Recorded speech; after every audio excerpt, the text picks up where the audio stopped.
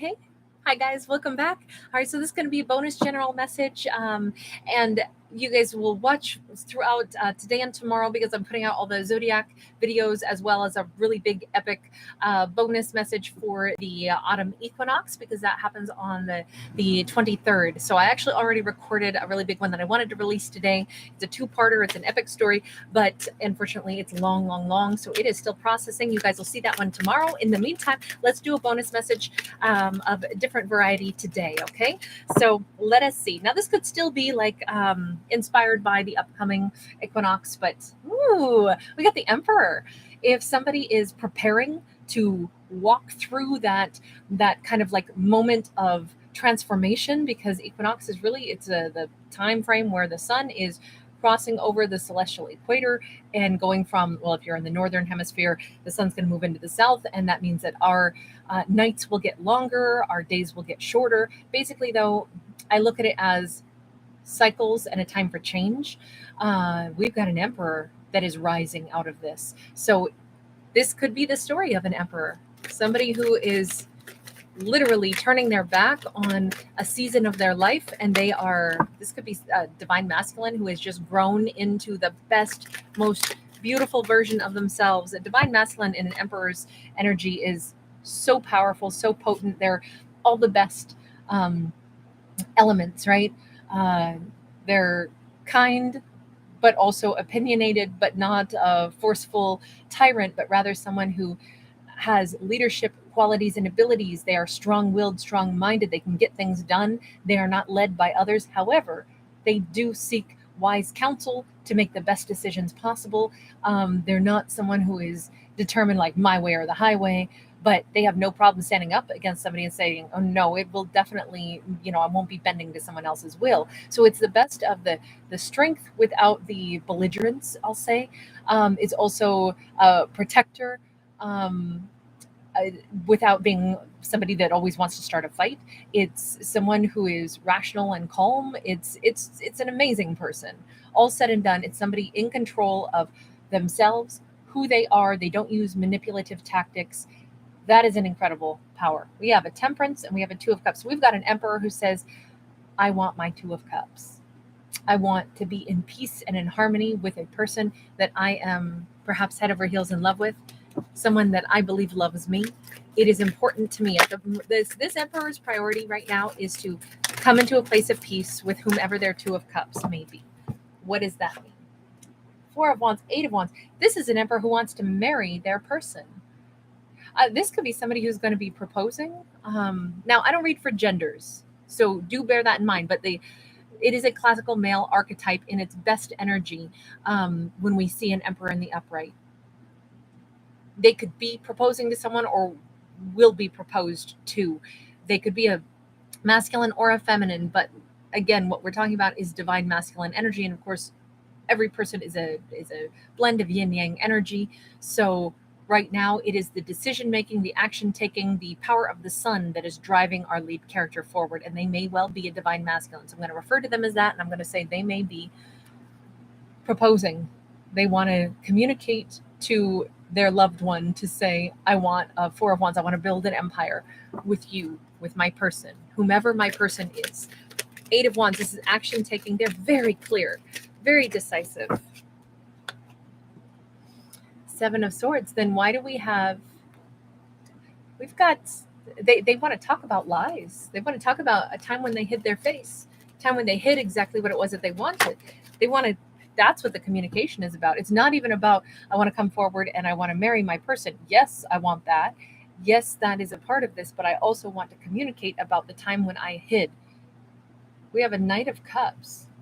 When I hid my face, when I lied about something, when I didn't admit that I was trying to get back, or I didn't admit that I was moving toward the person that I love. Why did they hide this at one point in time? I mean, it's them who wants to say all this anyway. King of Pentacles in the reverse, Eight of Swords, because they had nothing to offer at one point in time. According to their thoughts, they were trapped in their mind, and all they could see is their lack. All they could see is what they didn't have. All they could see is the stability that they did not possess. This is what all this conversation is about. My. Queen of Cups. Time when they lied and didn't admit that they were wanting to pursue this because they didn't want to admit how inadequate they felt, how trapped they felt. They either watched from a distance and didn't approach a Queen of Cups. They didn't, or they rejected a Queen of Cups love. Could have. Tell me about the Queen of Cups before I say any more. Six, they rejected her. The Two of Wands in the reverse and the Six of Pentacles sideways, they rejected their Queen of Cups. They said, I made it seem like they didn't want her love. Made it seem like because they had nothing to offer her in return, they did not choose her. They confidently avoided her. But that was really unfortunate because it was lies. What did they have to say more about the fact that they had lied? Pretended that they didn't even want something that they did.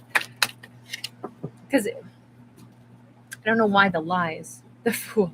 I was a fool. It's that simple. I was a fool. Fool came out sideways. It's like, if only I had taken a leap of faith to say, I feel like a fool, I don't have anything to offer. But instead, they couldn't take even that leap of faith to say how foolish they felt, which makes them feel doubly foolish. This person has, again, an emperor can come forward and they can say what they need to. And that's what we're seeing here. Tell me about this Four of Wands, what they want to present, this offer. We have a Knight of Swords in the reverse. We have the Devil in the reverse. And we have the Six of Swords in the reverse. They may be asking, like making their intentions known point blank. What I want is to marry you. No, I don't expect you to say anything right now. Instead, can you give me an opportunity maybe for us to work on things and see that it wouldn't be toxic this time around. I feel like this character is saying like there's a lot of stagnant energy between us at this point, but it's not toxic anymore. And I'm not trying to race things forward, but I am coming in serious. Like that's basically what I see in this. They're trying to explain that they're not trying to push things too fast,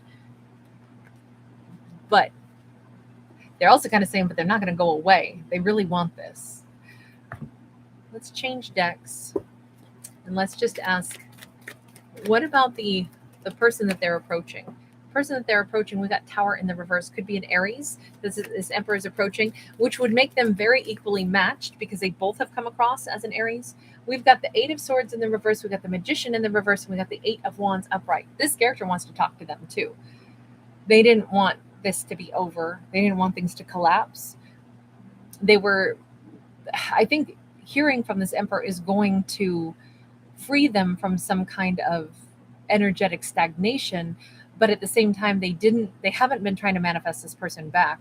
It was always like, if that person ever reaches out to me, if they ever have the courage to reach out to me, that'll be a good day. But they didn't try to make this person come toward them.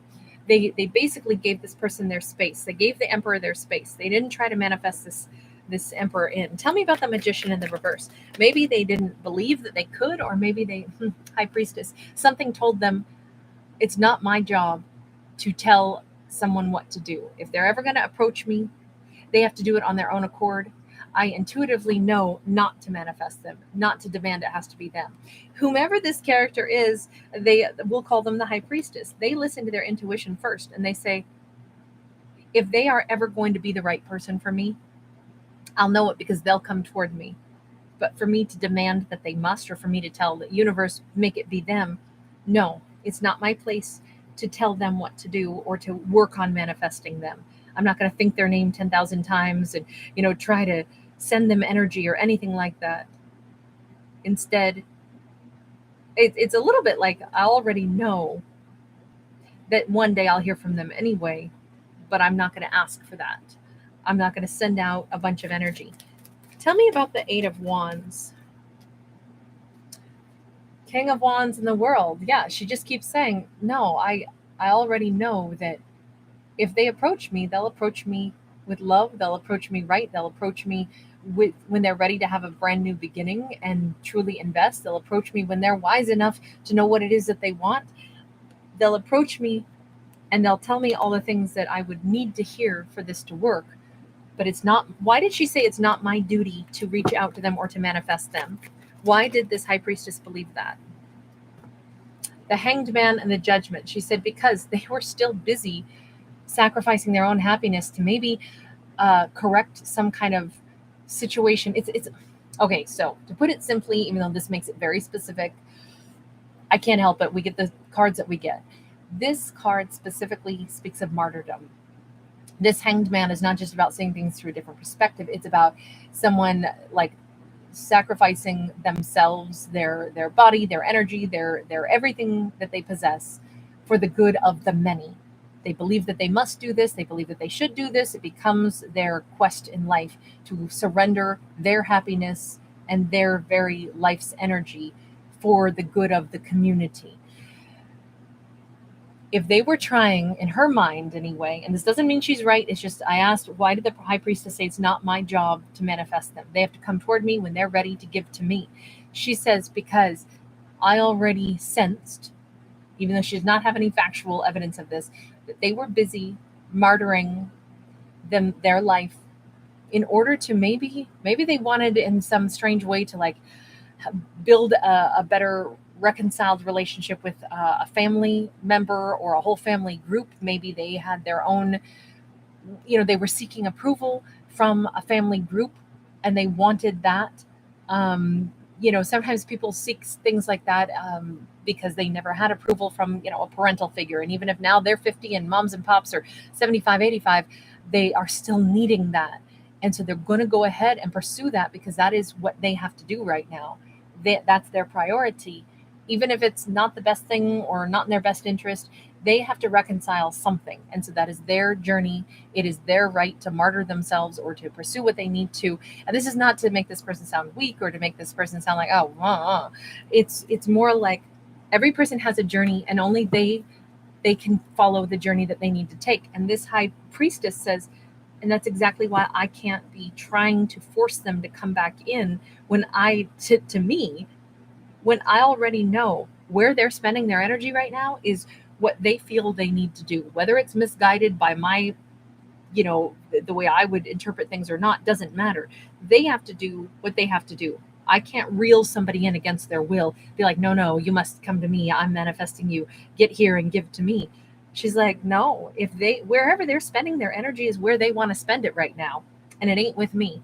And if they're ever going to spend their energy with me, they would have to be ready to come in and give me everything because I won't take less than that.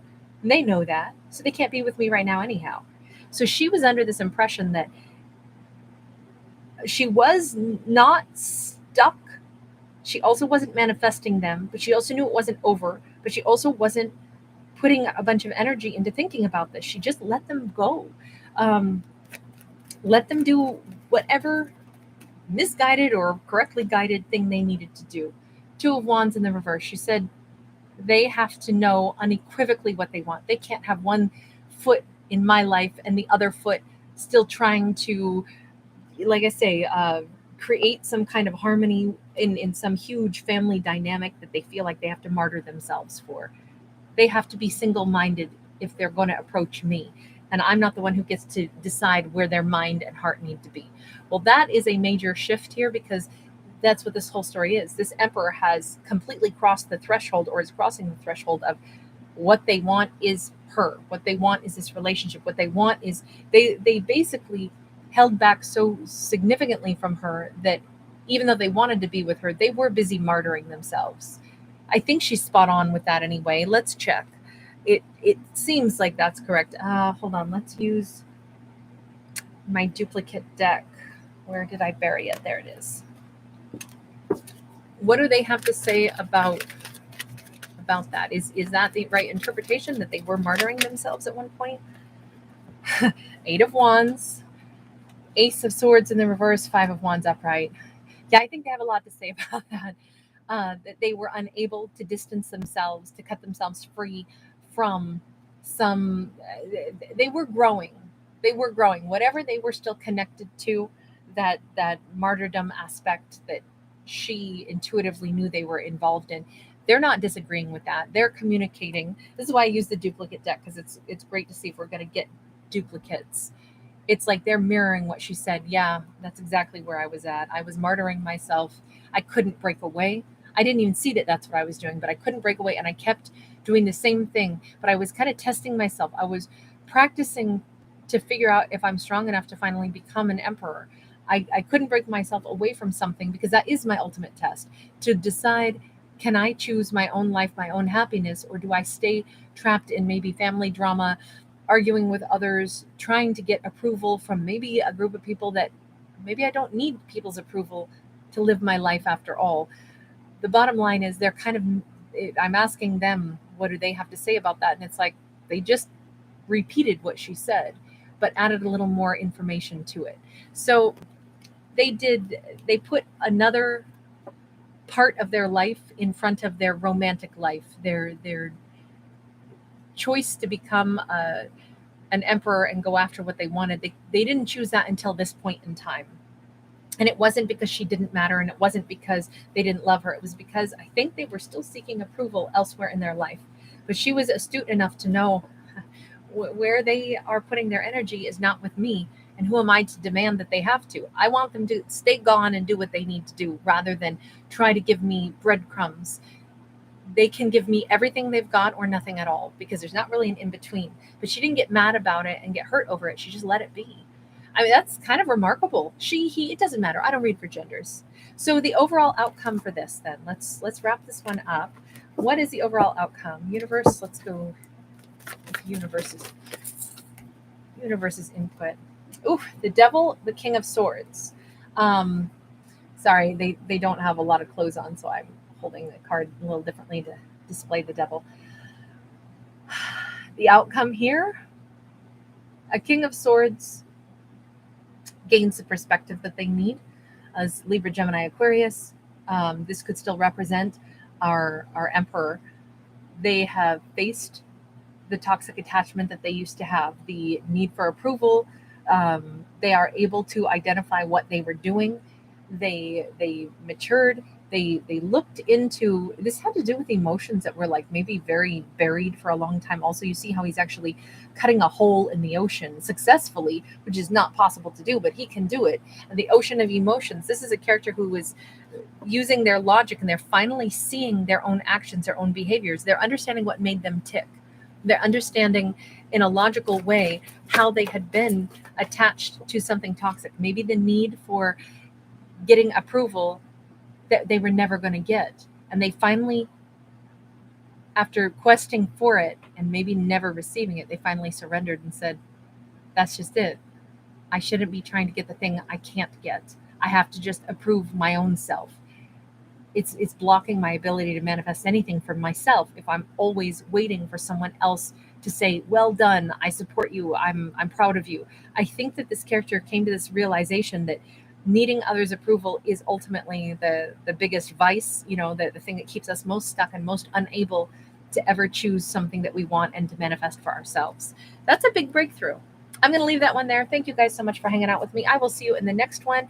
And like I said, tomorrow, look for that other really big bonus message. It's a 2-parter. It's pretty epic and a good storyline. All right, you guys, I'll see you there. Bye.